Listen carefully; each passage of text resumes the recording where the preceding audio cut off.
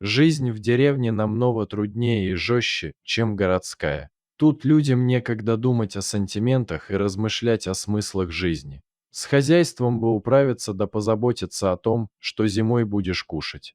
Но когда наш односельчанин Давид узнал, куда каждое утро бегает его пес, даже его суровое сердце дрогнуло, заставив глаза сделаться влажными. Пес Джеки был обычным дворнягой. Всю свою жизнь он не выбирался дальше своего села. Но, кажется, это никак не повлияло на ощущение его собачьего счастья.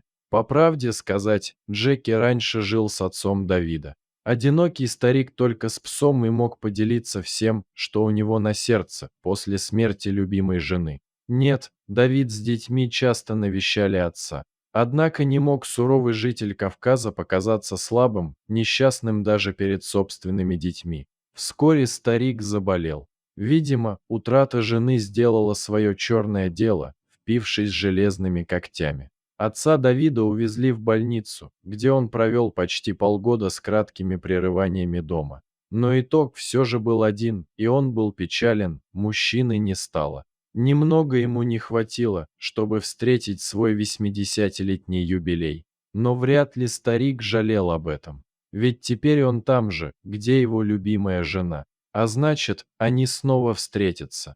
Только вот пес Джеки совсем не разделял этой радости. Кажется, собака даже сразу постарела от горя, когда увидела, как везут гроб с телом ее хозяина.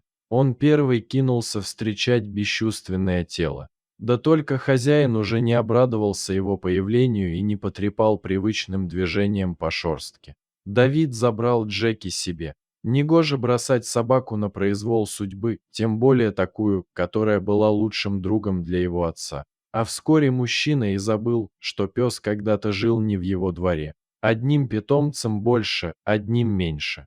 Разве в деревне уследишь за всеми? Да вот только стал он подмечать, что Джеки каждое утро куда-то уходит, перебираясь через забор. А вечером возвращается, как ни в чем не бывало. Наверное, в дом отца ходит.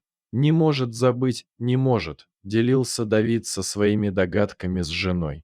А женщина только пожимала плечами, сочувствуя горю несчастного животного. Занятый повседневными делами и заботами, Давид вскоре перестал интересоваться, куда бегает его пес. Но как-то выдался денек, когда дела особых не стало, и можно было отдохнуть. Да только разве может отдыхать человек, привыкший к постоянному труду, а вот и Давиду не сиделось на месте. И, увидев в окно, как Джеки вновь перебрался через забор, мужчина решил за ним проследить, чтобы уже раз и навсегда открыть эту тайну. Осторожно, чтобы не привлекать внимание собаки, Джеки вышел за ворота, аккуратно закрыв за собою калитку. Джеки был уже в конце улицы. Так что человеку надо было поспешить, но все же оставаться тихим, чтобы не привлечь к себе внимание животного. Давид ускорил шаг, перейдя почти на легкую рысь, и вот они с Джеком уже вышли на окраину деревни. Удивительно, но пес даже и не думал возвращаться в свой старый дом, в чем так был уверен Давид. Он целенаправленно шел куда-то за село, то и дело принюхиваясь к чему-то и пуская нос по ветру. «Хорошо, что сегодня ветер в лицо, а то вмиг бы меня вычислил», — подумал Давид, прячась за очередным деревом. Мужчина ни капли не жалел, что решил проследить за своим псом, и более того, ему и самому стало крайне интересно, что же скрывает от него этот дворняга. Первые догадки начали появляться, когда Давид понял, что пес свернул к деревенскому кладбищу. Внутри что-то ёкнуло и тоскливо заныло. Да неужели? Но чем ближе они подходили к кладбищу, тем больше росла в нем уверенность, что Джеки идет именно к своему старому хозяину. Выждав немного времени, мужчина, уже не скрываясь, зашел на кладбище и направился к могиле отца. И в самом деле он увидел, как пес лежит он надгробие, положив голову на вытянутые лапы. Увидев Давида, на морде Джеки появилось удивление. Он поднял голову и пристально посмотрел на хозяина, будто силясь понять, не будет ли он ругать его за то, что тот самовольно ходит сюда. Ну, Давид и не думал бранить преданного пса. Он сел рядом с ним на корточки и погладил Джеки по голове. «Что, дружище, тебе тоже его не хватает, да?» — обратился мужчина к собаке. Да, вредный был старик, упрямый, но честный и справедливый, настоящий мужчина. И любить умел, и ненавидеть. Давид смотрел перед собой, но увидел только пустоту, где рождались образы из прошлого, когда отец его еще был жив. Вот он совсем еще молодой, держит счастливого мальчишку на руках и подкидывает куда-то ввысь. Тогда казалось, что к самым облакам.